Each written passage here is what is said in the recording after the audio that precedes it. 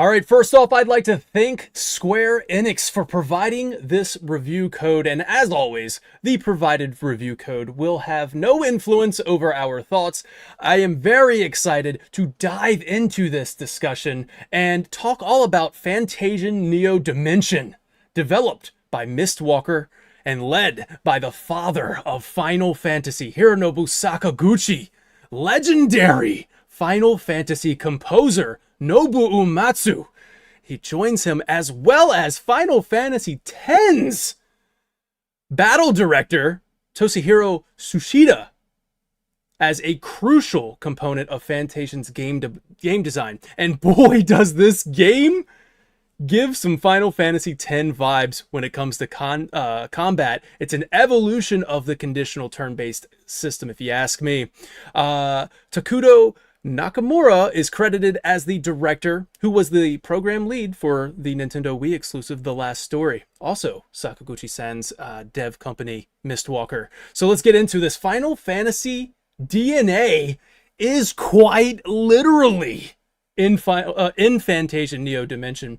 And as I like to call it, Final Fantasy 9.5, or maybe Final Fantasy X in an alternate dimension. Fantasian. Ooh, I see what you did there. You like that? I see what you did. Fantasian has the feel of a traditional PS1 Final Fantasy in terms of the fixed camera exploration with Final Fantasy X style conditional turn-based combat. But what makes Fantasian unique is the Dimension, which allows you to roam the areas without any interruption of random encounters. It actually stores these random encounters in the Dimension, where you will have to battle them all at once when it starts to overflow or at your choosing, which I freaking love this mechanic. It goes on with, and we're going to dive into this a whole lot more into the conversation aspect of this, but to kind of give you a base level thought right off the bat, I just kind of want to give you this. I love the Dimension. I love the arc system that you can target multiple enemies. You can arc around enemies to hit particular ones, or maybe you want to hit a weak point. It's all really, really cool. I love those. This combat, like I said, is a kind of an evolution of Final Fantasy X turn-based combat. Or conditional turn-based combat. I recommend, highly recommend, but I'm very curious to hear what the other boys say here. You play on hard difficulty, because it definitely requires a very thoughtful approach. It's very strategic, and I love that strategic depth that you get from those late game bosses in Final Fantasy X, right? You know, some even the core bosses in Final Fantasy X, it's all here in Fantasian. So if you enjoy that, you're gonna love Fantasian combat. I saw the game over screen maybe 2 or 3 times, so I wouldn't say that it's like, you know, Soulsborne of RPGs here. Like, this is, you know, it's challenging, but you're not going to get frustrated with it. It's very, very rewarding. So I highly recommend that. You have elemental strengths and weaknesses, buffs and debuffs, as well as detrimental status effects to contend with, and all of that. So another very unique aspect of Fantasian is its art style, which I freaking love this. The beautiful handcrafted diorama. So you are actually running around on handcrafted diorama, and I swear this added a whole new level of admiration and appreciation for every single screen that I walked around on. So I love this. I think it worked out really good. I don't think any other games do this. There is a drawback to that, and we're going to talk about that. When the camera shifts, it's disorienting, and the controls kind of get a little out of whack. So it didn't frustrate me, but it was jarring. The music is, I mean, it has that Nobuo Uematsu charm. Some of the pieces in this soundtrack are truly incredible. I would say most notably the character themes. I love them. Some of Uematsu-san's best.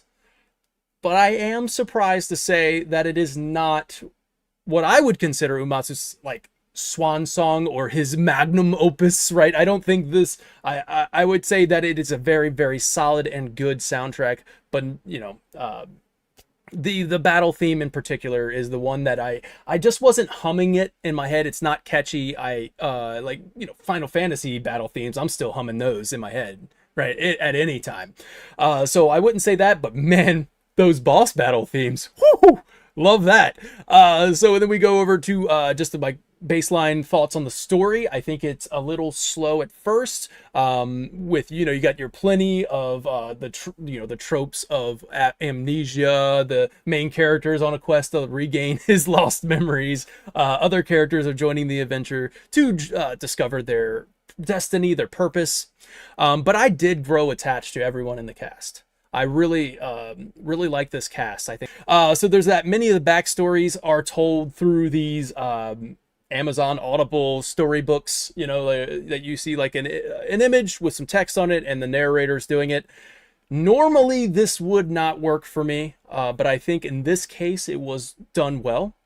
And I did like hearing these backstories. It's all kind of reserved for the backstories, which means you're getting that for the first chunk of this game. For the first couple dozen hours of Fantasian, you might be like hit with that. We're like, oh man, I didn't know this is what we're getting. Where it is going to have that storybook storytelling, and that may not work for you at first, but I would say just hang in there, because man, in the later game, it starts getting these full-blown, beautiful, exciting cutscenes, and it's we're back to what you would expect from like a Final Fantasy style storytelling with those cutscenes. The voice acting for the main characters is great. I loved them. I loved all of the main cast. Part 1 is about 20 hours. Does a fantastic job of introducing the characters, the world, the combat system. But Part 2 is 40 more hours. Or even more than that on top of Part 1. And I'm telling you, man, it's almost like a whole new game. It's like we got the introduction of the growth map, which is basically your typical skill tree. And yeah, you heard that right. Okay. 20 hours before you get your skill tree. Before you get your skill tree. And so many other things, because you also get character swapping. Once again, if you're a fan of Final Fantasy X, character swapping is in this mid-battle and all that other stuff. So very, very excited to hear what GenesisVII has to say about all of the Part 2 contents. For me, this is going to be more of like an in-review, as I've just... I'm about halfway, I would say. Or I've just passed through Part 1. I'm a little bit into Part 2. But enough that I feel like I can give my confident thoughts on this, and that it's only going to get better. But I can't wait to hear what Genesis says. And to sum this all up, my little, my not so brief summary here, I think Fantasian Neo Dimension is an excellent game that feels like a traditional Final Fantasy with the turn-based combat, probably the best turn-based combat that I've played since Final Fantasy X. I love the strategic depth to the boss battles. Some of these boss battles are insane. The Dimension system is a game changer for RPGs of this nature. It is a top-tier Sakaguchi-sen story about the balance between the order of a digital society and the chaos of human emotions. All of this set upon a beautiful, handcrafted dioramas, many of them. I can't even, like, hundreds of diorama. It's incredible. In 2024, we've seen amazing turn-based RPGs like, I don't know, like a Dragon Infinite Wealth, Dragon Quest III HD 2D just came out, Metaphor ReFantazio. And I think Fantasian Neo Dimension stands tall among them. That's my thoughts. So I'm going to hand this over to Genesis, who has, in fact, beat the game. Right? I'm very close. I've not rolled those credits. Okay. I am almost there. I was really taken back on how big this game is. Mm-hmm. So for context, I've put in 55 hours, and I feel like I am at that end game, end dungeon, stakes are high, let's save the world moment in Fantasian, and I'm ready. But there's distractions that are there that I want to do, because like Final Fantasy, and I think we'll all keep comparing this to Final Fantasy, because how can you not? You got Hironobu Sakaguchi, you got Nobuo Uematsu, and just the overall feel of the game. We're going to be making those comparisons, of course. But I want to get the ultimate weapons. I want to finish off character stories. I want to go to those secret dungeons before I roll credits, because that's how I would play one of these games. So just hitting each little bit on the head, because I want to dive in. I want to tell you everything, but I want to give everyone some chance to speak. So I'll summarize it very briefly. I think it's also good to note that I did actually play Fantasian back in 2021 when it came out on Apple Arcade. It was the only reason I got Apple Arcade. But a game of that magnitude, or maybe it was just the timing of me playing it, I ended up putting it down. It was nothing to do with the game. I was just one of those people that was like, we need this on a console. And look where we are. Look where we are. So, yeah, I'll go through a few of the things. So the story, I really enjoy the story. It is a little bit slow to start with, but I think it needs to be. Any game that builds a world is going to be a little bit slow. I'm going to echo the point about the storybook things. I think this will probably turn a lot of people off, because you're like, you by default, and I think in this day and age, you'll want to skip through it because you're like, da, da, da, da, da. But I think with the additional of the voice acting and the music, I can't imagine these storybook scenarios without voice acting now. The voice acting does add a lot to this, and it makes it tolerable, and it really kind of they are your in-depth story moments. So if you're there for story, these are the perfect moments to get all the information you need. Characters, these are all easygoing characters. You got a cast of characters from all different backgrounds that all need to come together for whatever reason. And I'll go into more detail a little bit later, but there's some really cool things. There's some not cool things as well, but really enjoy the cast of characters and everything they bring to the table. Gameplay, hitting just the beats that I felt with the gameplay. I think the dioramas are beautiful, like echoing your point of like, these have been handcrafted. And when you just take a moment to just see what's in front of you and be like, "Ooh, what? This was handcrafted." Like there was a moment where I had a cutscene in one of the bars, and it zoomed in, and I was looking at all the little bottles and all the little cutlery, just the way they were laid out, and I was like, someone has done that by hand, and it's just beautiful. But I have the same complaints. Very jarring when moving camera angles and recalibrating how that works. And I was the same. I got used to it pretty fast, but the first time I was like, ugh, what's going on? And the way it kind of ghosts itself into the next angle as well. I think maybe it's a bit more noticeable because we're playing it on console now. I've played it on the 4K TV, and it is something that is quite noticeable. But again, I got used to it. I really got used to it. Yeah. Exploration, there's everything you want from an RPG here. There's hidden items, there's sparkly things, there's shops, there's NPCs, there's quests, there's everything that you'd want from here. There's even little Easter eggs as well for those that like to find a little bit more into the world, and maybe a little bit behind the fourth wall as well. There's some things in there that are really nice to see. And then the combat, it is pretty much like it is Final Fantasy X. It is an evolution. Having all of this to your disposal is great. I like how we mentioned that the growth map, your sphere grid, your skill tree, whatever you want to call it, you don't get until 20, 30 hours in. And you think you might think off the top of your head, think like, what? How does that work? It works. It really does work. And it just adds an additional layer. It's almost like the beginning of the game teaches you the basics. It's like, hey, we're going to tell you this is buffs, debuffs. This is how the trajectory system works.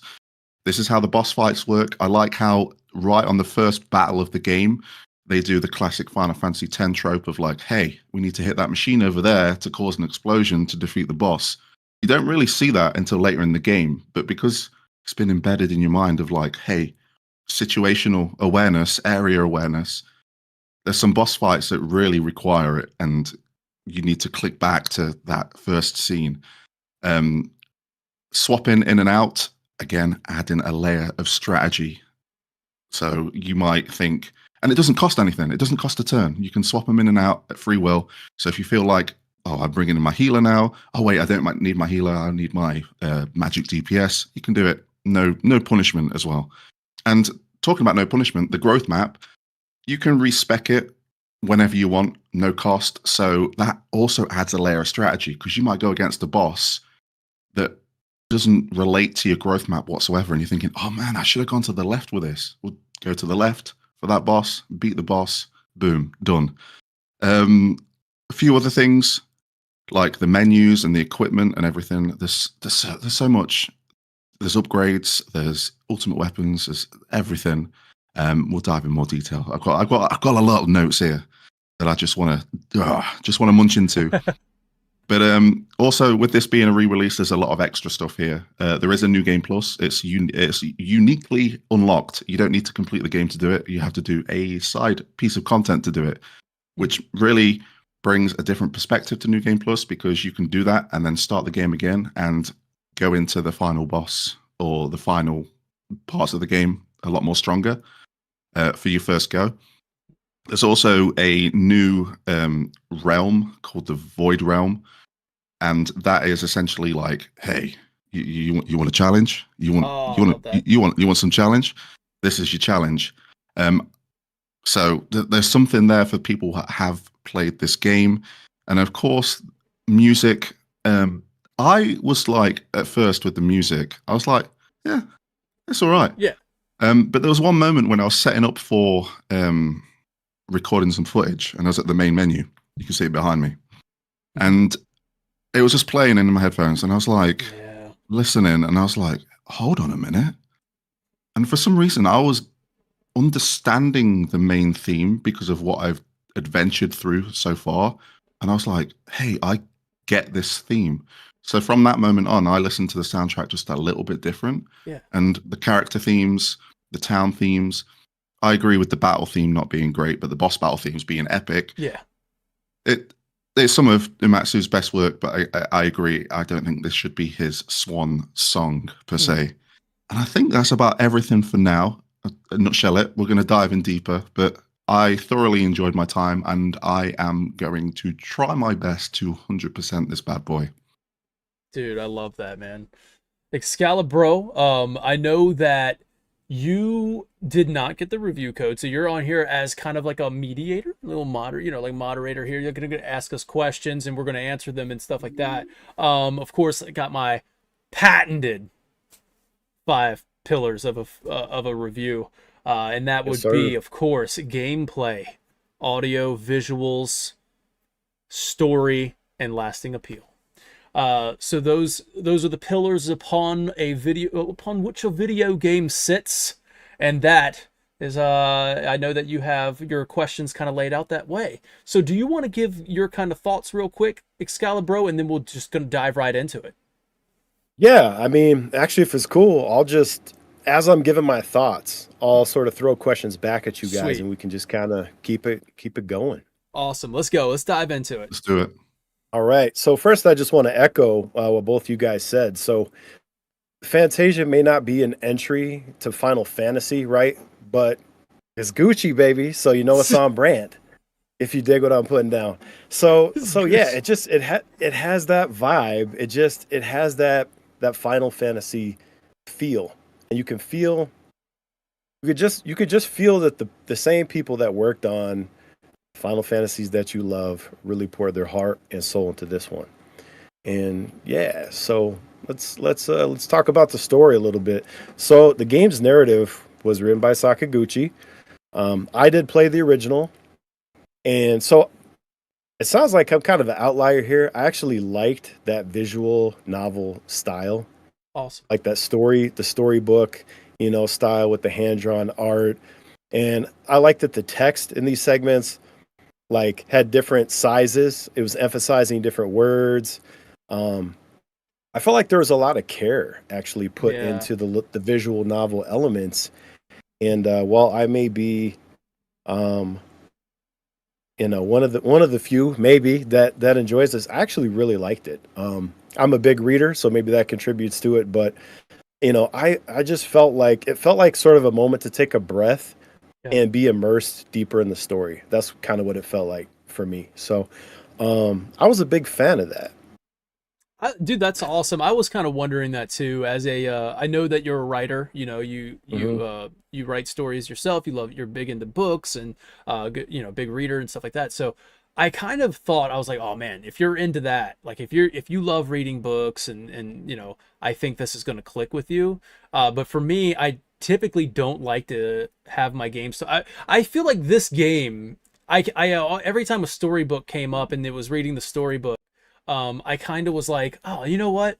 This would have been probably a really good cutscene. Like this would have been, like you can kind of see it as Yeah. like, oh, this would have been. I would have liked to have seen the cutscene, but it Hmm. is written in a way that is like it's well written. It's well narrated too. Like so, and Hmm. like you said, they look like they put a lot of care into it. So like some of the words will like they'll bounce across the screen or like Yep. emphasize some of the words, and I'm like, all right. So it definitely does that for me, and I kind of liked it. And like you said, it feels like a moment to breathe, and you're just kind of relaxing and hearing a story rather than seeing the story. Um, Right. it did feel like I wonder if budget. Obviously this is Mistwalker, right? They're not Hmm. they're their own publisher, or not publisher, but like they're their own company, right? I'm sure Apple wasn't going to be like, yo, I want big cutscenes, I want big, all this other stuff. So when they were developing it, they had to make some cutbacks, and they probably were like, all right, for some of the flashbacks, it might be really cool to do it through a storybook. Um, but I feel like even they would probably be like, oh yeah, this would be really cool, like if it was a cutscene. But yeah, so I agree, man. I think it is. It's not something that will hurt the game. I don't think. I don't think it hurts the game. It's just something that hopefully, people going into it will be a little bit aware of. Like, oh, okay, so flashbacks are told through storybook telling, and Hmm. some people might be all right with it, and some people be like, oh man, is this how every cutscene is going to be? No, it won't be. It won't be. It gets have Yeah, some really exciting cutscenes later on in that's the where game. Right. that's where I was coming through on it. Like I grew to love them, Yeah, but the first couple, I did have that mindset of like, is this going to happen at every yeah, major? Not because I didn't like it. I think it's because you've been so used to the quick snappiness. You've done hmm the battles and everything's been quite snappy in it. Uh, hmm when I can see it being like a break, but sometimes a break for me will be like my attention may drift off sometimes. But I think with the additional voice acting and some of those storyboards are really beautiful drawn as well, especially some of Hmm. the later ones I've experienced. But I'm pretty sure that in Lost Odyssey, I've only played like a couple of hours of Lost Odyssey, but I'm Yeah, I was pretty sure gonna say that. they did something similar with Oh, they the did. memories of the main Hmm. That's character. true. Yep. So it might be a style that they're comfortable with to telling the story because it does do that. It really does tell the story beautifully, like a book would. I'm just thinking of like maybe some games that people have played this year and then go into Fantasian. They might Exactly. be very Exactly. tempted to press X to get through it faster, kind of thing. And I feel like they Yeah. shouldn't. They should embrace it. And right now, you guys can't see it, but I am playing a cutscene, the arrival at Vince. So this is really early on in the game. So you'll kind of you get an idea, like, oh wow, these are exciting cutscenes. Like so there you go. You guys can enjoy that while Excalibur brings on some more questions. Awesome. So yeah, I mean, I do want to sort of echo Jen a little bit here. Like it did sort of remind me of Lost Odyssey, and that's another Hmm one of those Sakaguchi, Miss Walker titles. Final And Fantasy I think 13, right? Yeah, Final in an alternate dimension again. Yes. so yeah, I So, mean, I felt like the visual novel storybook thing sort of actually complemented the diorama look. Like I felt like it mm, kind of rolled into the same kind of package. So for okay. me, it definitely was a bonus in terms of the storytelling. So Daniel, Yeah. Warrior of Hype, What's up, man? you mentioned the theme of the sort of the technology versus emotionality, right? Yeah. So what did you how did you see this theme play out, right? So Mm, just give us a little bit expand on what you said there. That was sort of a one sentence touch. I want to hear a little Yeah. bit more because I didn't make it into part 2 either. So maybe Jen can pick up the second half of this So one too. we got to be real careful. We're not doing any spoilers, so no Mm. spoilers on this one. So anybody watching, you're good to go.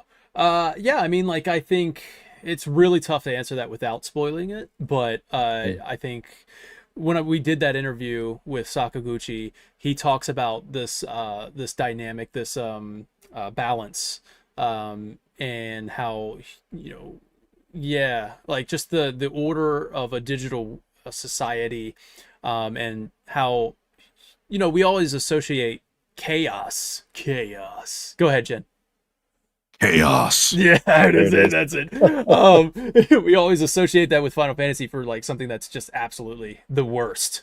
So I Mhm. like how he kind of is like, hey, human emotions are kind of chaotic, and human emotions aren't always bad either. So I kind of like that. I like that kind of dynamic, and of course, order, balance, everything. It's all about balance. What do you think, Jen? Can you elaborate without spoiling? Do you have anything else you want to say?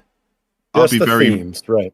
I'll be Yeah, very vague. yeah. The themes definitely like they are achieved very well. Hmm. If you are in for the ride, and you even if you get attached to just one character, you will be satisfied with their conclusion.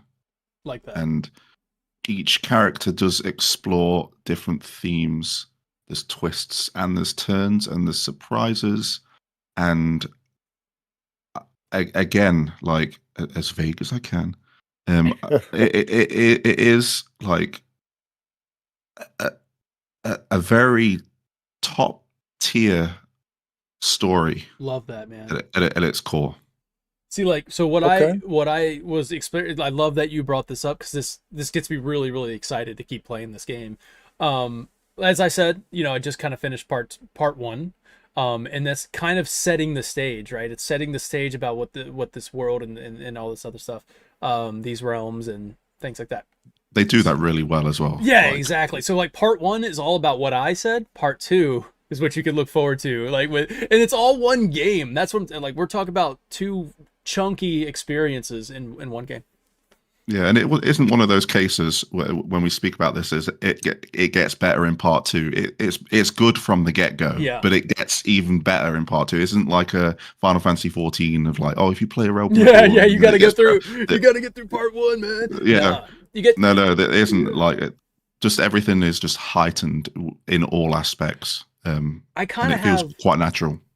I kind of have a question for you, Jen. Okay. So this is kind of coming from me, like that. I've only played maybe a little over half of this game. Um, the boss battles are freaking phenomenal for me. I love the boss battles, especially on hard mode. Like I'm enjoying the challenge, enjoying finding the strategy. Uh, a lot of these bosses actually look freaking awesome. Like there's some good character design here, good artistic direction. But for me, I'm like, oh man, these are really cool bosses, but they don't seem to have any like meaning of why they are this. Like, why am I fighting this demon looking thing? Like, it didn't seem like it made sense. But I was just like, whatever. This is a really cool boss battle. It doesn't matter if it really fits in with the story. It's just like, hey, throw a cool boss at him, and it's like, boom, cool, got a cool boss. Now I'm gonna ask you for part two. Are we going to get bosses that are like, what's that situation looking like? I'd say they lean in more to ones that weave in well, but there are still the tropes of like, hey, that's a good excuse for a boss Yeah, let's just battle throw one kind of in there, thing. man. Yeah, that does still happen, but that happens a lot with the side stuff a lot. I Hmm. think I've not experienced anything being like this legendary being kind of Right, like right. There was like, it thing or didn't seem anything like there was like a build up to that awesome boss yeah. that I just fought. It was just kind of like, hey, boss. Um, But when main story, yeah. it will all weave in Oh, okay. nicely. Yeah, yeah. I love that. All right, cool. And like, what about the strategy and stuff like that? Does it get even more complex now that you're I guess introducing? Yes. Allow me to talk about this boss fight with non-spoilers. It was intense. I mean, I'm playing on normal, and I still find it difficult at stages. Okay. And I know that they designed normal for people to have an easier time. Yeah.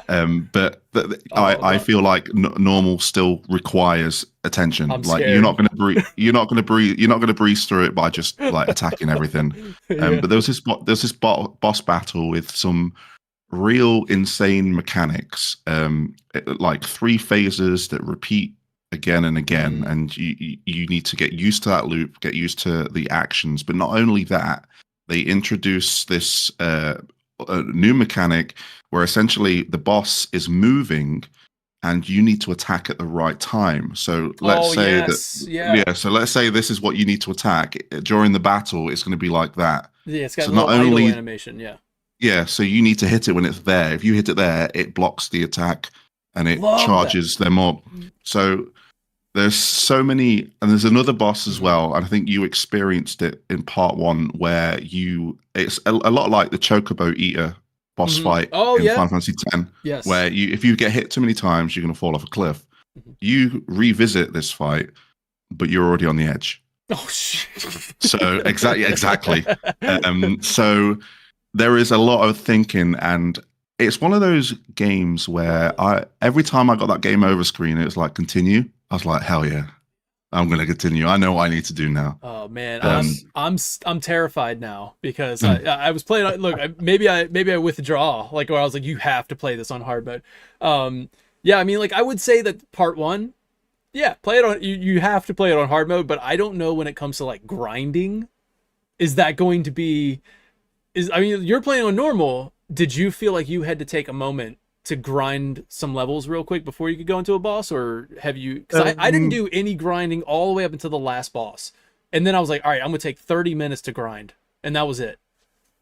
I've not really done too much grinding. Okay. Like it's more been like the problem solving, which I've been absolutely loving. Like as soon as you figure out like what it is, and then there might be another layer to it. So you might figure out the first part, and you're thinking, oh wait a minute, this phase here, like really kicking my ass.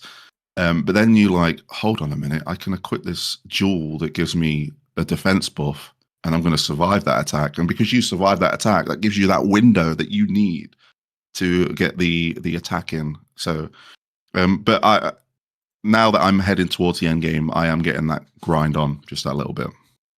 Yes. So I'm playing this battle that you were talking about. I just got it up on the screen right now. So, sorry. This mechanic was introduced in early part 1. Where you were talking about like the idle animation and you have to hit it at the right timing. Yep. So you'll see here, yes. I'm using Night Impact with his Cheryl's move, and as soon as his mouth goes up, you have to drop the Night Impact on him, and then that way the Night comes in from up top and hits him, and it does extra damage. And I was a little disappointed that this really doesn't come back around. So I'm happy to hear that it's coming back around. Oh, it does, and it more so as well. Yes. That's great. Awesome. All right. Well, let's move on from story. I feel like we kind of already have a little bit, so let's hit visuals. So, yeah, Fantasian sort of like it accomplishes this kind of modern retro aesthetic, right? Sort of both at the same time. And so they did 150 plus miniature dioramas. I want to say it was under 200. It's crazy over when you think about it. Yeah. Yeah, and I guess they captured it with drones that basically have like 3D scanners, and that's how you get the little transition scenes and all that stuff. I did experience the same thing you guys did with those transitions. The first couple of times it is jarring, you know. Yeah. You're holding one direction and you come out, and then you get flipped right back around, you know, every once in a while. But you know, it wasn't really a big deal. It's just kind of a funky mechanic, and the first time you do that, you kind of know, all right, well, when I run to the edge of the screen here, I'm going to pay attention. I actually got used to just holding the analog stick and recalibrating, where like instead of what I did to begin with is I'd let go of the analog stick and then reset, but then I got used to just knowing how to deal with that. So Well, that's interesting because I was going to ask how that actually translates because obviously I was playing it on a touchscreen, and even Yes. on the touchscreen is a little bit finicky, Hmm. right? So that is interesting. But it So does. I'm sorry. No, I go do ahead. want to jump in on that where so I played on PC. I got the Steam code. So I played on PC, and what I did, man, I was loving this. I would play on my big 4K display. And in that interview that I did with Sakaguchi, he was like, I really hope that people play this in 4K because we made it in 4K compatible and stuff. So I did that. And I was playing it in 4K, like Jen said, beautiful to experience the dioramas there and all that other stuff. And then, man, I was taking this game on the go. I was switching over to my Steam Deck. All right, I love the Steam Deck, so I'm switching over to the Steam Deck and I'm playing on that. Touchscreen controls are on the Steam Deck, so you can use touchscreen on Steam Deck. I'm assuming, and I'm not confirming because I don't know. I'm assuming if you have the Switch version, you'll be able to touch the screen as well. That makes sense. So I'm sure this question would come up of like, hey, what is the preferred way to play the game? And it's a kind of a, I still say the controller. I say the controller, but it is that when it comes to that exploration, you're gonna get that jarring effect. And again, when it comes, I don't know the mechanics or the art behind this or how the technology behind it. But when you're filming the diorama, I just really wish they would have just moved the camera if that was even possible. Mm. I just don't know. But like Jen said, you get this ghosting effect because it's actually, I'm pretty sure it's two different images. So you have one image that you're running around on, and it's just kind of panning around that image. And then if you go like around the corner, you're getting a completely separate image, but the way that it transition is kind of like this weird like ghosting transition of like fade out, fade in, like a cross dissolve type thing, and you're getting that really quick. And then what we're talking about when we say it's disorienting or jarring, it's because when you're holding the thumbstick like up, you're running up, and you go across, and you get that jarring effect, and all of a sudden, you're now the camera's facing backwards. Well, you're pushing up, and you're running down. You know, like, and you're just like, oh, I was running up, but now I'm running down, and you get a little disoriented, and that happens even with angles, and that's when it's even more disorienting. But like Jen says, you can, you get used to it. Hey, I guess up is left now, and you're just like, you're That's pretty much like, yeah. I yeah, was just like, yeah, I guess this is how I'm doing it. just wrap my head around that.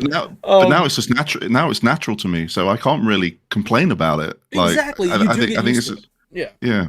yeah. And just touching on those dioramas ever so briefly on the point of ghosting, like it tricked me a few times because, Mhm. like for example, like bridges, it was really bad because it would make me feel like, hey, there's a bridge over. I'm sure I've seen a bridge over there, Yeah, but then you're yeah. like the bridge is gone and you're walking on it. So there's little things like that, Yeah, but I and learned also that. because I played on PS5, so I didn't have any like touch screen capabilities, but you can go into the menu, and if you press for square on PlayStation, so find your appropriate button Yeah. for whatever you're playing on, you can then have a cursor on the map in the main menu, and you know Oh how you yeah. have the points of interest. So if you've discovered a chest, or if you've discovered a save point, or a exit and entrance, you can click on that and it'll automatically run for you. Yeah, he'll So if run you just it. want to, Yeah. yeah, Mm. it'll run to the other side of the map. So if you wanted to just sit back and let the diorama do its thing and the character follow it through without you having to worry about that, the option's there. So Yeah, because it's really cool when you press the pause menu. The diorama is there. Like here's the model of the diorama, the full diorama, and I which use that a lot me for like exploration. Yeah. yeah. I mean, I love Yeah. clicking into it just to see the diorama. I wish that I wish there was like some special features or whatever where you can just take that and rotate it around like freaking Astrobot style. Just like take a look Oh at it. yeah. Like That would be cool. that would be so cool. But yeah, no, you can absolutely do that where you touch anywhere on the map and your character will run to that spot. So yeah, I just kind of wanted to, I would still say controller is the best way. And when you get into combat, as far as touchscreen goes, you can actually touch the screen, drag it to change your arc trajectory, just like when you played it on Apple, if you played it on Apple. But like, you can change the trajectory of it, and then when you let go of it, it fires it off. I still like the controller because you just tap A and then you can change the directory, and then you just tap it again and then you shoot it. There's too many times when a crucial turn order, and I would touch the screen just trying it out for one play session just to see how it worked.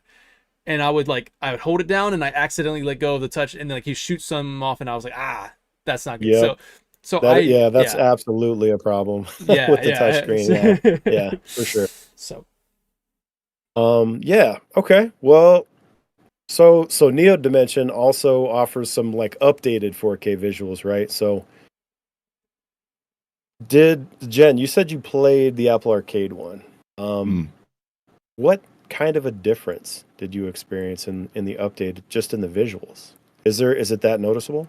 I think it's a lot clearer because, like I said, like there was a cutscene taking place in the bar, and I was taken back of like I don't think, because when I originally played it, I was playing on an old school iPhone that I even surprised ran it. To be honest, it's probably the reason why I quit. To be fair, of it, but playing it on a TV, you just kind of learn. I guess it's like a double-edged sword because I think there are a few moments where it was a little bit blurry for me for certain things. I don't know if it's just we're just waiting because we're playing this before release, so there might be a patch update or something like that that might enhance all of the visuals.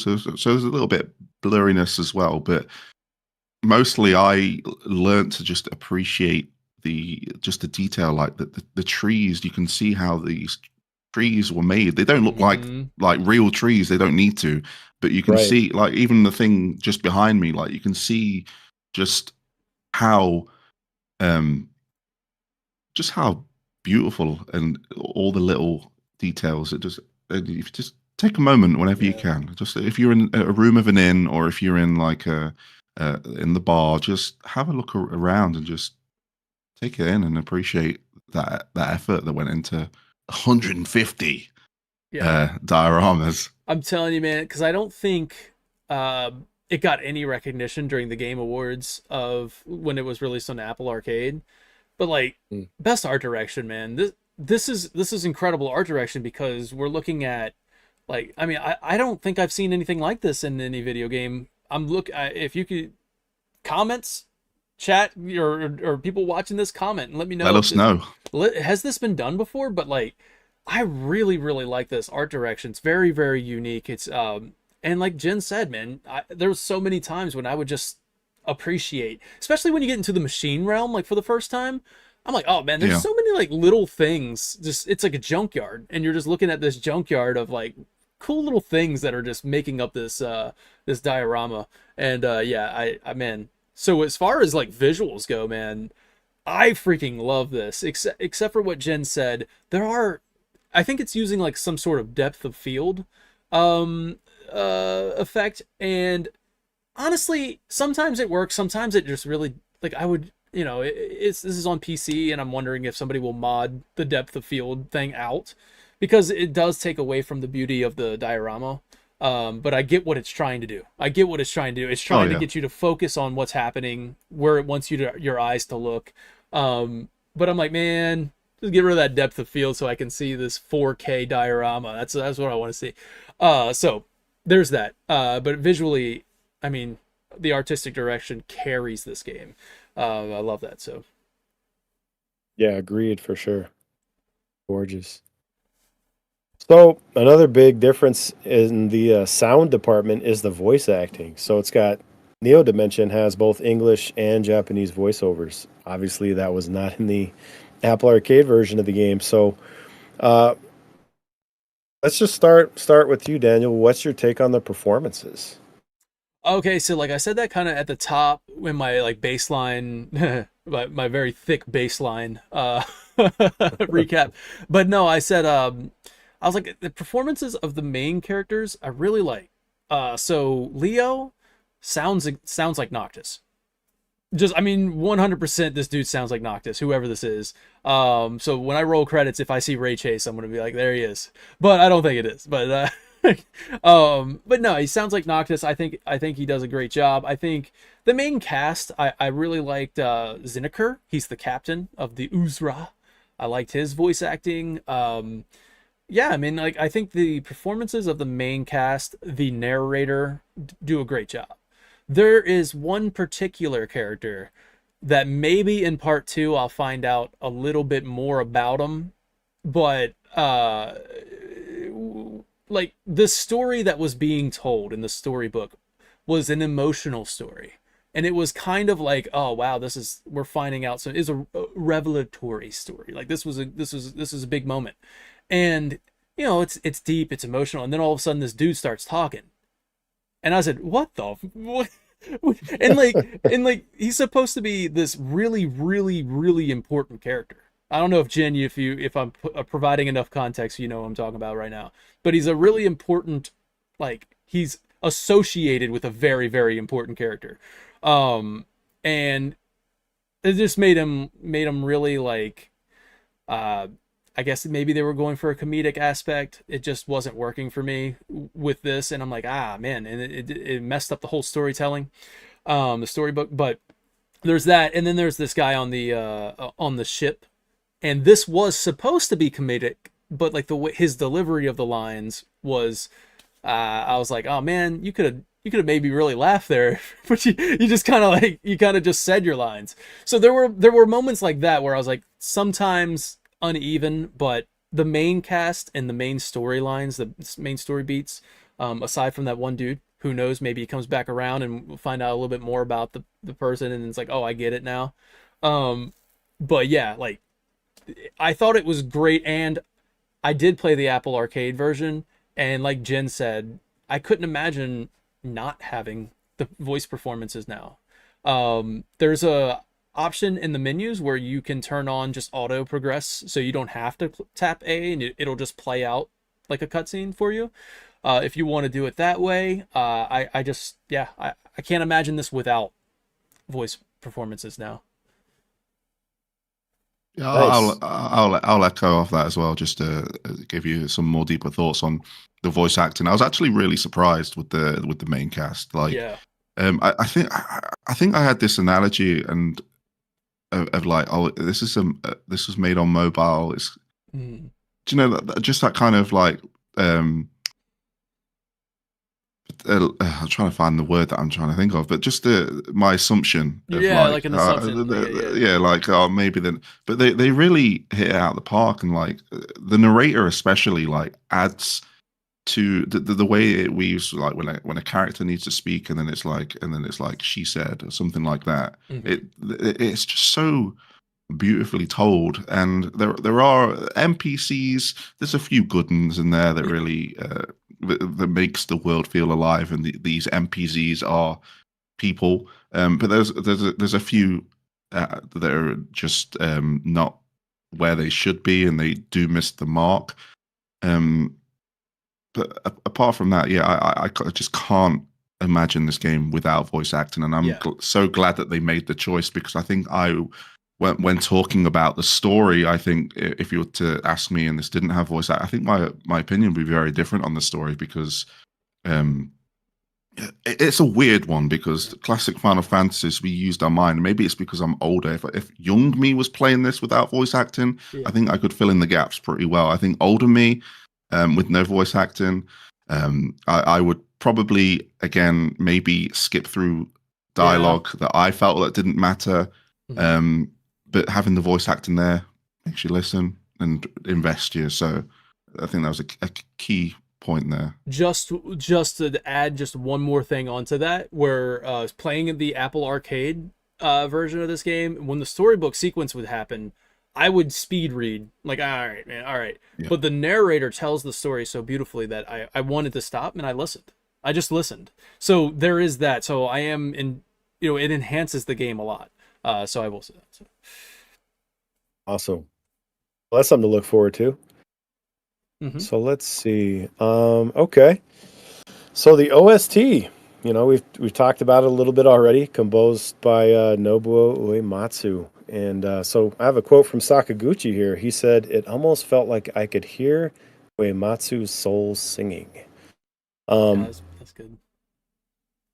what's funny is a lot of the OST, not to echo what you guys said, was sort of forgettable for me up to a Mm. point. And so that same area that you commented on how beautiful the diorama was, that like sort of junkyard area, Mm-hmm. that's when I first noticed that the OST really does a good job of sort of matching vibe Mhm. with the environment.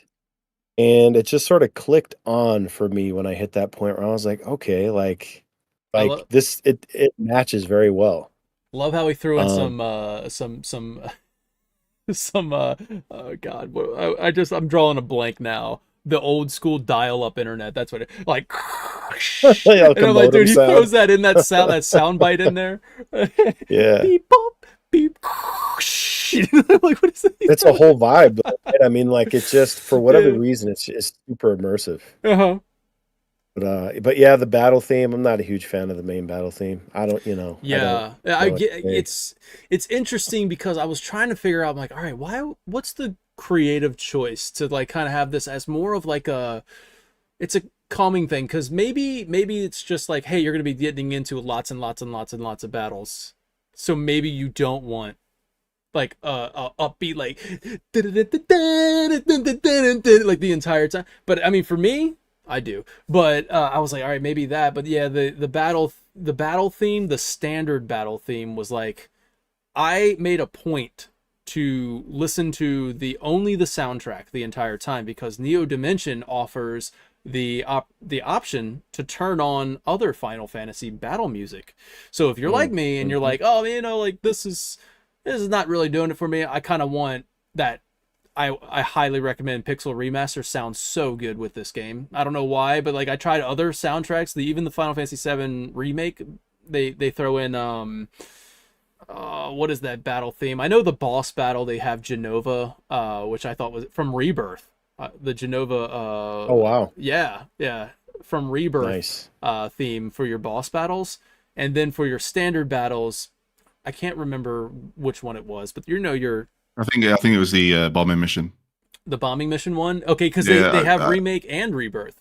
yeah. Yeah, so yeah, If I can, I'd like to touch on the before I talk about the actual OST. yeah. I'd like to talk about the Final Fantasy music. I think this needs looking at personally because it is very confusing. So essentially, you've got three battle themes that you're going to experience. You've got the normal battle theme, you've got the dimension battle theme, and you've got Mm-hmm. the boss battle theme. Yeah. These are the tracks that are going to get replaced when you decide to use the OST. But again, the game doesn't do a very good job of telling you what piece of music you're going to be listening to. And I think that the choices are a little bit random. So, for example, the End Walker Final Fantasy 14 themes are mostly Final Fantasy 4 music. So you're going to get a bit of Final Fantasy 4, but also the Pixel Remaster offers a Final Fantasy 4 track, which is exactly the same as the track that's playing in the Endwalker theme. I think it's like the Golbez battle theme. I did not It's a notice. So weird choice. yeah, I did not but notice the that. Pixel That's Remaster weird. for the normal battle theme is the Final Fantasy 1 battle theme, which is perfect for Yeah. a normal battle theme. I think they need to relook at some of the tracks because you've got the Dawn Trail as well, and it plays like the happy-go-lucky Dawn Trail instrumental for the normal battle. It's really Uh, odd. I feel like we should have more customization to what we can pick because it's very random. Like the remake, you'd expect to get the battle theme for the yeah. normal battle theme, but you get the bombing mission. You don't Yeah. you get the battle theme for the dimension battles, and then you get like you'd expect like the Airbuster theme to be kicking in for a boss battle theme, which you'd love to hear. Right. The only thing that I really liked, which I think fits really well, is that they have for the Rebirth one specifically, the dimension theme that they use is the Gilgamesh theme from Rebirth, and Oh that is a wow. kick-ass. Oh, I That love really that. like amped me up to do these dimension battles. I'm not Oh, complaining nice. about like the music that they've chosen, except a few of the repeats in the M Walker and the Final Fantasy Pixel Remaster track. I just um, they could do a better job of just letting us know what track's playing and maybe give us a bit more of an option. I don't know if it's it's a restraint on their end, but I think to me it feels like they just slapped it on. Oh yeah. So Yeah. and It did feel like as that. a But to try and win over a few more people, and yeah. that's okay.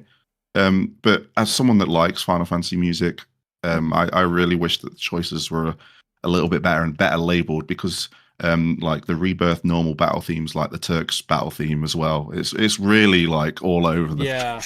um Yeah, so that's why I was like, I mean, because the Pixel remaster one, I was like, this is what I like. This is the battle theme. I love this. yeah, And then, some of them really hit, yeah. yeah. But And there's Final just a Fantasy bit of 16, also the 16, no complaints there. They're very good choices for that. yeah. I think 16 sounds really good with Fantasian for some Yeah, reason. it does, really does, It just yeah. fits.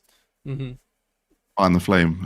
Oh, no. see, that's the thing. Like, when I got in the boss battles, I was like, no, I like the Fantasian thing. So I never messed around with any of those except for I was like, all right, I wonder what the Final Fantasy VII one. That's why I found out it was Genova Emergent, I think, and I was like, oh snap, Yeah. whoa. I just had one session, like one big play session of just to experience it. And it was really confusing, especially when you put it on random because you're like, oh yeah, well, what am I going to get this? Yeah. What am I playing?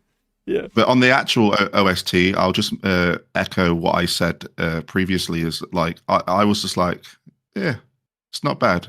Yeah. But it was the main menu theme, just sitting in that main menu theme, that I started to understand how the soundtrack was complementing the story really damn well. And I think it was around the same area that JD was saying, like the mechanical areas where they're starting to experiment with more like sounds and stuff. It's where Nobu really shines. Like I felt a lot of Final Fantasy 7, 8, and 9 a lot in the soundtrack. Oh, like yeah. The robot themes very like felt a bit Zorn and Thorny from Final Fantasy 9, and like the just traversing the junkyard, I felt a bit like Esther from Final Fantasy 8, and the boss battle theme. I don't know if anyone else noticed this, but it reminds me of Man with the Machine Gun, where it's like. Yes. It just that note at the beginning of the boss battle theme, and I was like, yeah, that's good enough for me.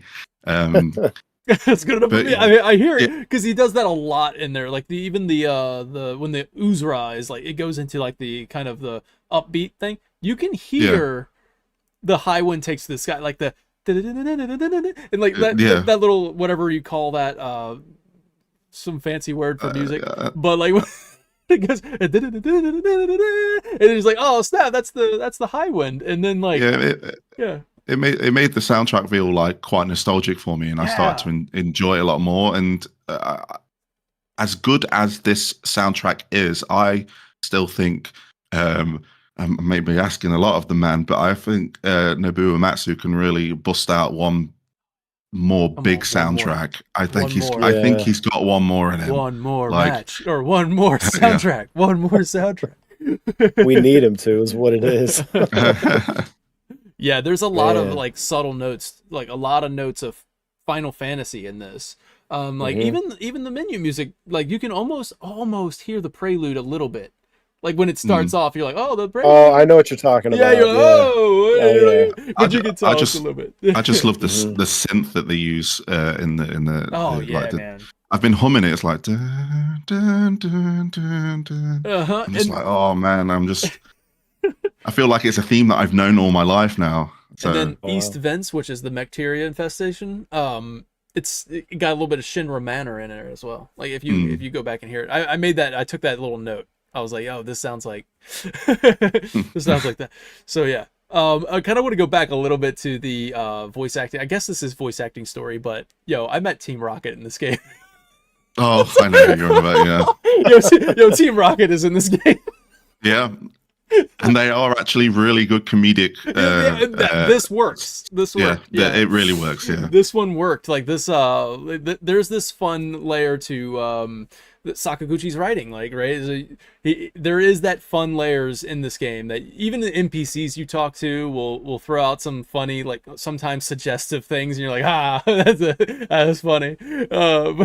But yeah, Team Rocket is in this game where it's called the Cinderella Trio. Oh man! But they also end up providing you with like these cool little challenges, like challenge battles that you have to kind of almost like a puzzle, little puzzle battles. There, you got to figure out how to beat them.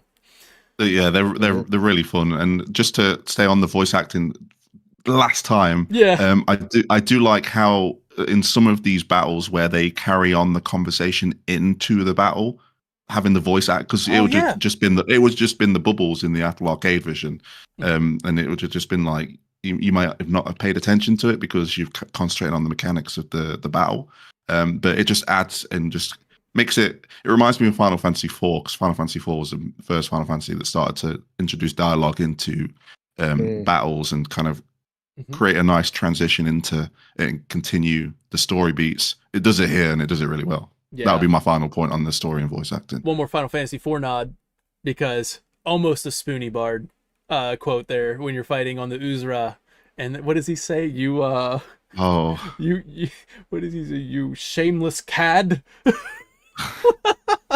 This is good stuff. Almost like a Spoony Bard. All right, go ahead, man. Yeah, no, that's awesome. That's actually something I was going to bring up and ask you guys about. So I really like the story rivals and how they have like that sort of almost like anime-esque entrance sort of montage. They have their own theme music, it's like it's a whole thing. And that element really sort of elevates some of it adds another element of showmanship, right?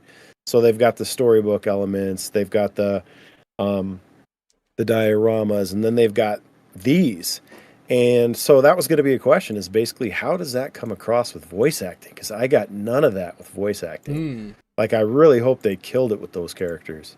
They did. It adds some more value to the comedicness to it, and with it being that anime kind of style cutscene, it just feels like I was watching like a random TV advert of but it's actually a boss battle that's about to. It's really, really well done. Yeah, I agree. Man, that's awesome. Sweet.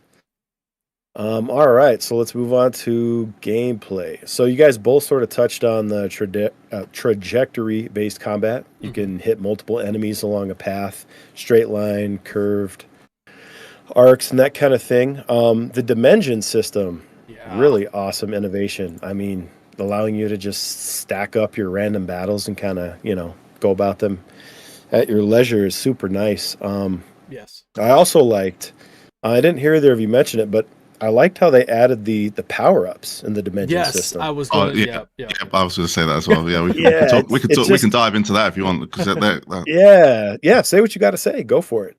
It makes them so much fun. Like when a power-up crystal, and you have you end up, especially with the pierce attacks, which allows you to attack multiple enemies in a straight line. Yeah. And you got like a crystal in that as well. So you're getting like 6 enemies and a crystal, and it gives you an attack up. Or if you do the trajectory and do it round, and you're getting the enemies on the outskirts, there's an extra turn crystal, and you're like, yes. Because they give you a bunch of extra turns anyway at the beginning of the battle. Like everyone gets like 2 or 3 turns, depending on what their speed stats like. But getting that turn crystal, and then you get to steal their turn, so you get to go again. Yeah, and there was another crystal as well because sometimes you go against enemies with status elements, and sometimes a remedy crystal will appear. I'm just like, hell yeah, I don't even need to use a remedy. Yeah. So it makes what you think would be like, oh man, I've got to beat 30 enemies. By the way, this can be upgraded to I believe 60. Oh wow! I know. I've got it up to 50 so far. That's awesome. It doesn't feel like, oh man, I should have filled this up. You can also there is an option later in the game to empty it as well. Oh wow! At a cost of some gold, unfortunately. Of course. But yeah, they did a real good job of making it not feel like a grind, just making it feel like almost like a puzzle game of such. Sometimes. Dude, that's what I'm saying. Like the combat in this game is the highlight of the game. So just your normal encounters are fun when it's your party versus maybe like 3 or 4 enemies. That's fun. Because every time you come across a new enemy, you have to fight the battle. So like you can turn Dimension on and you can run around, but if you come across a brand new enemy, you go into that battle and they'll go, oh, that's a new one, and you have to fight them. And then you come across again, it'll go straight to your Dimension, fight them later. So even just those standard battles, they're fun to do, because a lot of times you're fighting against something that, you got somebody who's putting up a barrier. So if you have a piercing attack, you can't go through it. Like, so your piercing attack will just boom, hit the guy on the front, and you can't get to the enemy in the back, and you're like, ah, man. So but maybe you have somebody who has an arcing ability that can actually curve Yep. their, and there's that idea there. Maybe you can equip piercing plus, which allows you to break through guards, so you can go through the guard anyway. But that takes up a slot in your menu, so we didn't even talk about that. So where you have your equipment, so basically your weapon that you do. Some of these weapons have skills attached to them, kind of like Final Fantasy 9-ish, but it's not that deep, I don't think, as far as that goes. But like you have you have your weapons, your armor, and then you get jewels that you can put in there, and some of these jewels allow you to have different buffs or different benefits. So like you have HP up, you get the HP up. You collect larger jewels that give you more HP ups with the, or what I mean. And then there's some where it's like, hey, lightning resist. So you can so if you're going against the boss battle that uses a lot of lightning, going to equip that on there, so that way you can kind of like absorb some of that or lightning attack. And then yeah, that just keeps going, and then there's the specials that allow you to do things like piercing plus, which, hey, your attacks will go through shielded enemies and stuff like that. So there's that, and then you go into the dimension, like Jen was saying. It almost becomes like a puzzle mini game, almost like a mini game. How fast can I burn these enemies down? Yeah, and then like you see that turn skip, and then you start to get strategy, dude. Let me tell you, I don't know about you, man, but sometimes on hard mode, you don't want that thing to get up to the max. I let it get max level, and this is the equivalent of a flan, like a Final Fantasy flan, or flan, or whatever you want to call them, I don't know. But they're all magic based and things like that, and they were all spread. They were spread out, man. I took a screenshot. I don't have it up here, but they were all spread out, and I couldn't freaking hit them all in one. And then they were wrecking me, man. I was getting absolutely destroyed. But then you have to start thinking. You have to start thinking thoughtful, strategic way. Even in the dimension, sometimes where I was like, okay, there's a turn skip here. I can hit just one of them and get that turn skip, and then I can get another attack and go. So like I'm sacrificing hitting like a group of them just to get that turn skip, and then come back around, hit them. It's a lot of fun there. And then of course, your boss battles take it to the next level. Yeah, absolutely. Like it's just a totally different gameplay loop that they throw in to kind of keep you thinking. Yeah, and there's some enemies that charge. Like the charging attack, and you're like, oh, we gotta freaking. It blinks at the bottom of the screen. You're like, concentrate this guy, focus him. Yep. So yeah, it just adds more. It's a lot of fun, especially when you start. You go from one area, you got your dimension building up, and then you go to another area. Now you got like a hodgepodge of different enemies in this thing, and you're just like, you got to contend with them all. It's fun. I love the dimension. It really does. Kind of, it feels like. If I went to go play, I mean, I can't wait to play Dragon Quest, right? But if I went to go play Dragon Quest, I'd probably be like, man, I kind of wish I had the dimension, Like if I go back and play a Final Fantasy game, I wish I kind of had that dimension, I want to explore. I'll deal with the enemies later, type thing. Sometimes it's just nice to get like when you're on the world map and it's like, I just want to get to that forest without being interrupted. Exactly. And the dimension gives you the ability to do that. If you don't mind having that extra couple of battles to get it done, you're not missing out on anything. You're not missing out on anything. That's the glorious thing about it. Like you're not feeling cheeky of turning it on. Like it's not like, oh, I'm skipping all these. No, you're going to be doing those. You're going to do it. and it's not now. And they're also not they're not like long drawn out battles. So they do put like I don't even know, maybe like sometimes 10, 15 enemies on screen at one time, and then it just makes it really fun of like, how can I arc this thing to take out as many of them as I want to. So yeah, I think even the dimension makes it fun, and the battles last maybe like, I don't know, like 5 minutes, maybe not even that. That might be too long. I'd say like 2 to 4 minutes, maybe 5 minutes if you in a situation like you said where they've got like multiple elemental enemies. It looks like, hey, we got you. Yeah, it's just like it's a quality of life thing that, like you said, once you experience it, you kind of want it in every game. Yeah, yeah, it's definitely a Adds a new quality layer of of life thing. strategy, but it's just it lets you get to that treasure chest without that random battle that always happens right before you Oh get yeah. Yep. there. Man. Okay, well, let's talk about the difficulty a little bit. So I only played it on, I guess technically hard mode. Mhm. And like Daniel said, you know what? I bet I died 3 or 4 times with as far as I made it in. There was a golem boss I remember that smoked me the first time I fought it. Had to take out its arms or something like that. I Yeah. don't know if you guys remember that guy. Mhm. I've not long done that one actually. No? No, the Yeah. golem boss at the beginning. Yeah, it was toward the Oh, beginning. Yeah, it's near the oh, beginning. spoiler. There's another one. Oh Okay. yeah, yeah. I'm bringing them up now. Yeah, I mean, that was the first time I realized, like, okay, I'm missing something here. Like, I'm not coasting through the way I thought I was. But I'm interested to see or hear what the difference really is. Is it just sort of a damage HP sort of scaling, or is there more to it than that? That's a tough question to answer just because I haven't compared the two because I Mm. played the Jen would probably be able to answer this one better because you played the Apple Arcade and then you're playing on normal. So Apple Arcade was actually hard mode. So when they released it as Neo Dimension, the normal mode is now easy and then or not easy. It's whatever like they've decided like wait the original game was too hard, so let's make it hard mode, and then let's put a little easier mode, a more approachable mode, I guess is the right way to say it. So what do you think, Jen? Can you think back to the Apple Arcade and know if there like do you feel there's a difference? I think the only difference personally, and I'm going off like very brief memory of the Apple Arcade version, and just my general um, playthrough of Neo Dimension is I would say that the only thing they've really tweaked is that you're not going to get into as sticky situations with normal battles.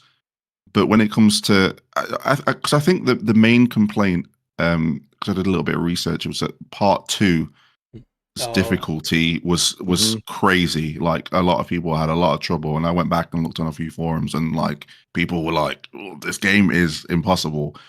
So I think it is maybe more catered to the part two. But the only thing I've noticed is that like I'm having a normal experience when it comes to random encounters, or if I decide to store them in the dimension. But boss battles, I'm not. I can't. I'm not going to get through them by just attacking. yeah. And I think Mhm. that would apply to. I think that there's not much difference there. I don't know if there's like bigger damage numbers or anything like that. I can't make the comparisons, but I would like to think that they've probably put part two on par with what you'd experience in part one, so you don't feel the difficulty spike except in boss fights. Yeah. Is probably Mm. the Okay. best way I can pull it. Yeah, I'm showing the Gollum fight right now, and like you can just see it. You can see right now I got absolutely wrecked when they did. And look, there goes Kana. Kana just went down. So I've had to revive.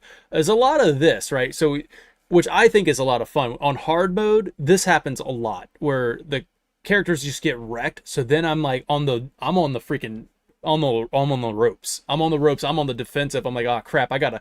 Oh, there goes Kana down to 468. There, she's in the red. There's freaking Cheryl. She's in the red now. So it's like I gotta heal. I gotta heal up. I gotta get that. I gotta get a shot in. As you can see here, I used my knight attack to hit that arm. There we go. Destroyed the arm. So instead of healing Cheryl, I decided to make a conscious choice. Let me get rid of this arm that is just freaking wrecking me because he's got two arms. If you get rid of one, he can only hit you once. If you get two, you get boom, boom, and just get pummeled. So you're doing this where you're just kind of thinking strategically, thinking ahead. You're on the ropes. Ooh, there goes Cheryl down to the red again. Gotta get her back up. It's just this was my hard mode experience. So if you don't want this, where you just this is a great example actually as we're talking because I'm watching this. Man, I was really getting destroyed. I had to drop an elixir on a Kana right there. I barely use elixirs, but like this boss battle, and then like when you get closer to the end boss battle, I was dropping these elixirs. I was like, oh my god, I'm so happy I have these elixirs.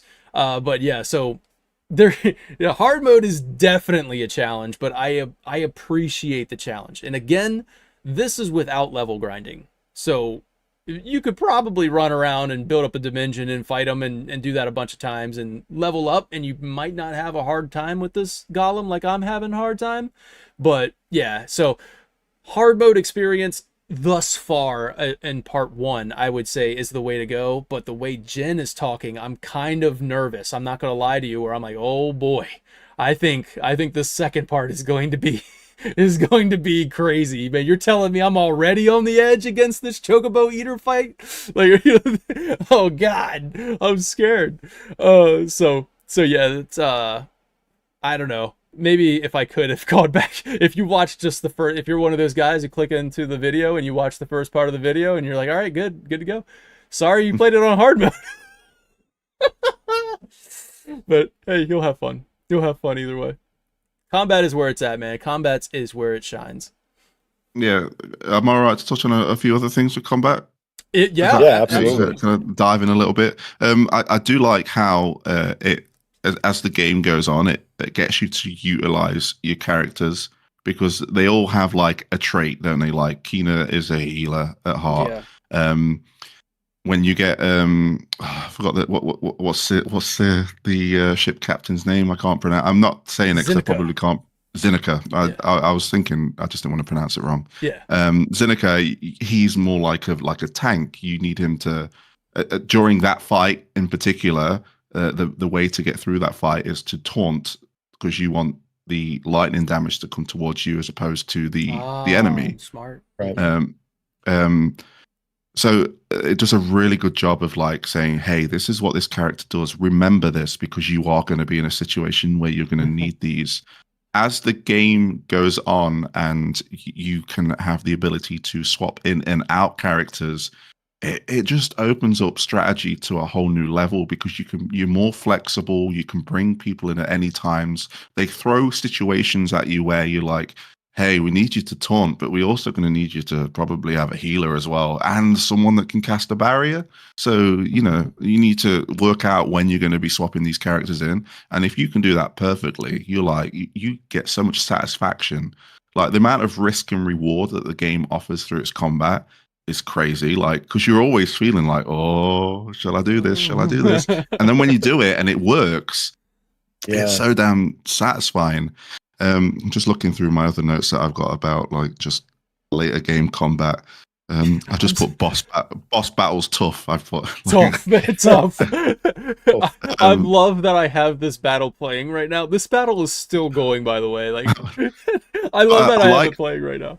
I like how the boss battles have a gimmick to them. It can be a gimmick of movement. It can be a gimmick of elemental weakness. It can be a gimmick of like trajectory attacks. It can be a gimmick of there's something in the battlefield that you need to attack to influence how a battle is fought or change a weakness to an enemy. There was this crystal type boss that I was going against that would have a weakness, and I'd use that element, but then it would steal that element, and I need to think on the fly of like, it starts off as earth, and so I'm using lightning. I'm using lightning as much as I can. It steals the lightning. It turns into lightning. And I'm like, oh, I need earth now. And then I will do earth, expecting it to steal the earth. And it just throws a curveball at me. I'm like, hey, I'm fire element now. What are you going to do about it? And then it the crystals has rocks going around it, like floating around it. And there's only a small gap, like a circle gap that you can attack through as well. And I was like, what? Like, it's just so damn good. Like, so this you have to like curve the trajectory through it. Yeah, or time it right so it goes through the hole. Dude, so and then at the same time, it's wanting you to think about, well, what element's going to come up next. So you really, and then it's like charge attack, and you're like, but it's one of those like good ones, because it's like, okay, these are the characters at my disposal. This is what the game's taught me so far.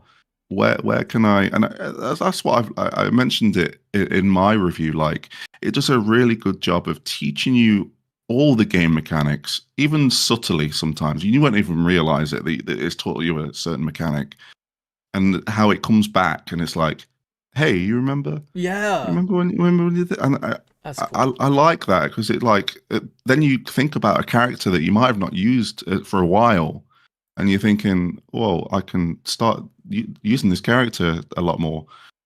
So yeah, I think that's everything when it comes to battles. But like even though it's a feature that they introduced later, swapping characters in and out, like I think it just kind of is a natural progression. It's not like, again, oh, it gets better later. No, it's good when you start off. Yeah. It gets even better like as you go along. So Yeah, and Yeah. sorry, I just wanted I thought of it and I'm like, I don't want to lose it. I think you can turn the difficulty down. So like every time like I got yeah, a you can game do it. over, yeah, it would say, hey, your difficulty options, and then like so the option is there. So if you start off on hard mode and you're like, oh man, I'm gonna bring it back down. Looks like you can. Yeah, Gives you and the vice option to versa. wimp out. Yeah, hey man, hey, I might. All right, the way Jen's talking, I might. Hey, nobody's watching you. Nobody knows. You I've gotta already do- done the you gotta do review. what you gotta do. I don't have to be awesome and do a hard mode. I can just So I do it think on normal. just hearing you guys talking about like the Apple Arcade version and the hard mode with Neo Dimension, like I think that the game's still getting you to hit the beats that it wants you to hit. Oh, yeah. To hit with when it comes to strategy, Hmm. which is really good because most games where you turn on an easy mode or it gives you accessories or rings that do things for you, Yeah. it doesn't do that, and I think a lot of people are going to have a lot of fun. Either people are going to be like, "Oh man, this is too hard," Yeah. like, and that's, or it will allow them to like just think outside the box and then be rewarded for that. I'm glad they didn't call it easy. I'm glad they Yeah. they say, hey, Yeah. this is normal. This is the Yeah. hard mode. So I'm glad to hear, like, the way I hear you talking about it. Yeah. And I think I just put on a freaking demonstration. Like, that battle just ended not too long ago. Like, that Woo. I was actually getting anxious. I was like, is this the one? Do I die on this one? Like, how am I going to make it out of this? God, that was a good battle. That was thrilling. That was thrilling to watch. So it was thrilling to play. That was the Gollum one. That was the Gollum one, yeah. That I was. I Yeah, remember that fight.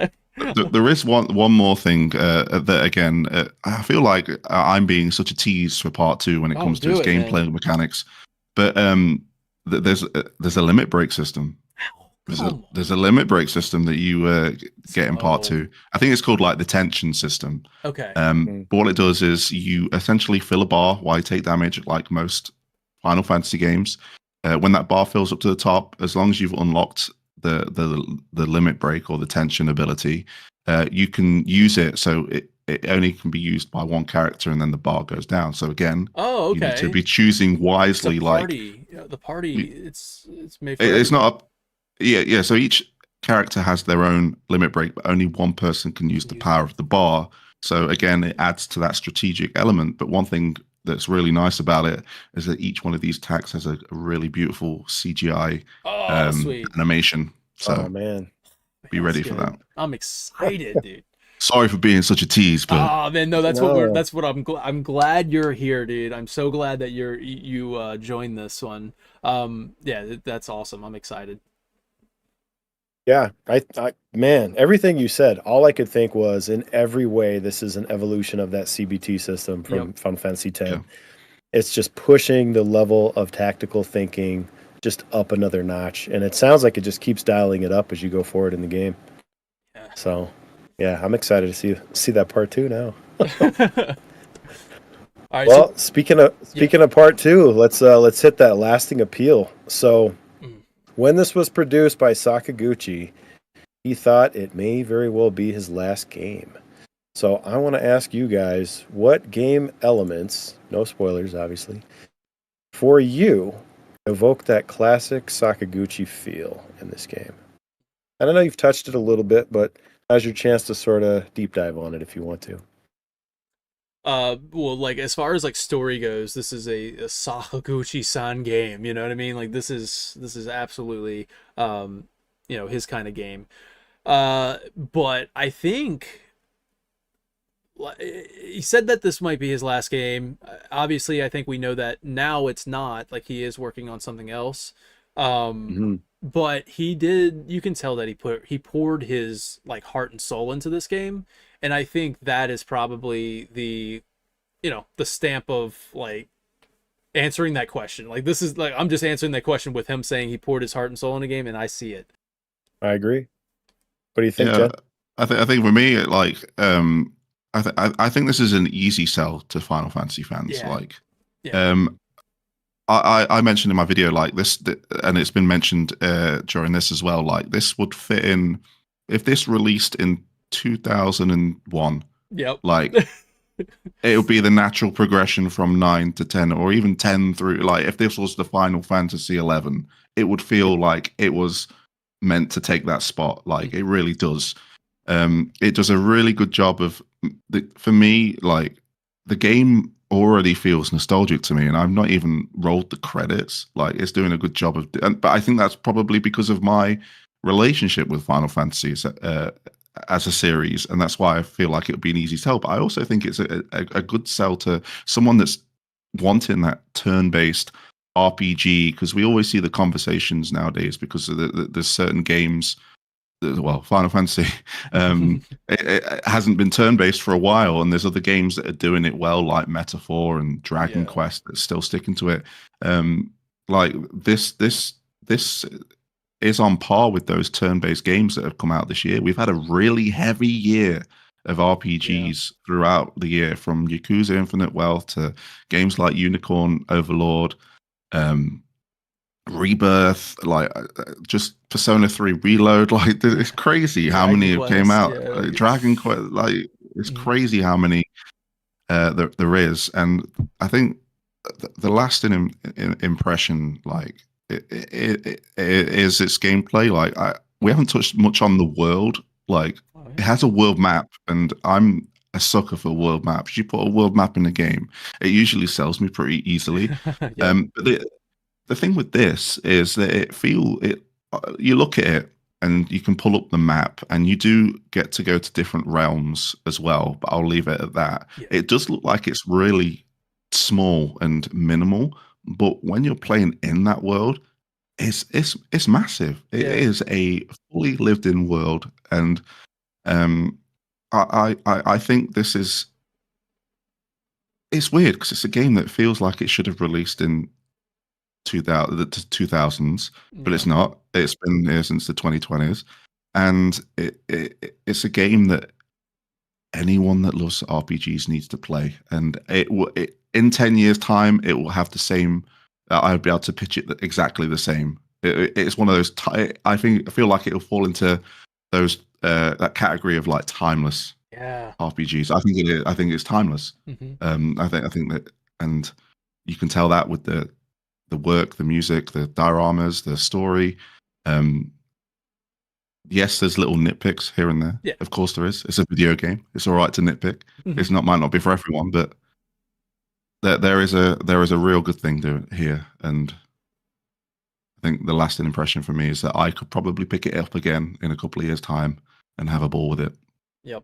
And I think that simplicity, like I was talking about, like, oh man, cutscenes and stuff like that, and like even you bring in Metaphor Refantasio, it's like, dude, those are really flashy turn-based battles, and you get, and even with on the horizon we got Expedition 33, which I'm super duper excited about.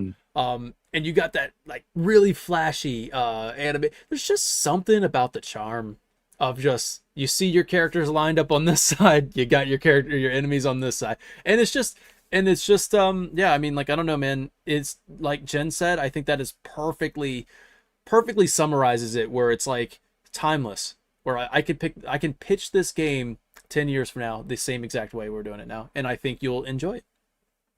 But yeah, there you go. Love it. Yeah, I'm gonna say ditto. There you go. Yeah, ditto, y'all. So there you have it. I think if you guys have any closing words before we, I think that was a great closing right there for the lasting appeal. But I do want to give you guys the floor for just for a closing thought or two. Genesis, I want to say thank you so much for being on the show, man, for being on this podcast. This was a lot of fun. This is the kind of review that I love, where you just kind of hang out, we're talking, and just kind of discussing the things that you can't really cram into a video. But you have always done fantastic reviews on your channel, and you really do provide such fantastic like insight and just your opinions and stuff like that. So I do want to say, if you guys maybe you want to watch it again, you want to watch a condensed version, go over to Genesis channel and catch that, share that, subscribe to Genesis if you haven't already. You've probably seen Genesis on the show a bunch now, which I'm so happy that you come on the show a bunch. But yeah, like give GenesisVII some love, man. Go subscribe and watch that Fantasian review. Leave a comment on that video and say Final Fan TV. I was there because I watched you on Final Fan TV. That lets them know, like, hey, I didn't waste an hour and a half of my time. No, I'm just kidding. I'm just kidding. No. Let me echo that. First, very kind words and thank you. It's a pleasure being on here. Like you said, like my review is literally probably a lot of what we talked about crammed into like my original recording was like 22 minutes, and I've managed to condense it down to like 15 minutes. I know. I'm gonna try. And having this platform. To just have a sit back, go through the points, go in a bit more detail, and really deep dive from all different perspectives as well. Like whether it's the platform we played on or just different experiences where we're at and stuff like that. It's been really good to talk about it. I reckon we could probably talk about it even more. There's so many more things in part 2 that I would love to like go into more detail with. Spoiler cast? Spoiler Let's cast. Bring a spoiler cast into this. Yeah, what's that? But yeah, I think my last words is like I'm not here to tell you to play it, but I hope that the words that we've spoken during this time has at least garnished a thought or two in your mind to like maybe I'll check it out, because I think it's worthwhile for, like I said, like a Final Fantasy fan. Straight off the bat, just give it a go. RPG fan, I hope that the words that we spoke of have translated well through this video. So, and again, thank you for letting me be on. I appreciate it, man. Thank you, Excalibro. Thanks for preparing some questions and guiding us along with the review. I appreciate you, man. Thank you for being here. Yep, my pleasure, brother. Appreciate you guys. Yeah, all right, y'all. Well, this has been Fantasian Neo Dimension reviewed. I hope you enjoyed it. Once again, go buy the game and share some love to Square-Enix and let them know, like, hey, I'm glad that you gave them a code. Hey, I'm glad you gave Final Fan TV a code. All right, y'all. I want to do this more often. I hope you enjoyed this format where it's more in depth and stuff like that. If you didn't, or if maybe you're thinking of like, oh, I wish you guys would have done this or that or whatever, comment, let me know. I love your feedback. But that's it. So thank you so much for watching this video. Take care now. Bye then.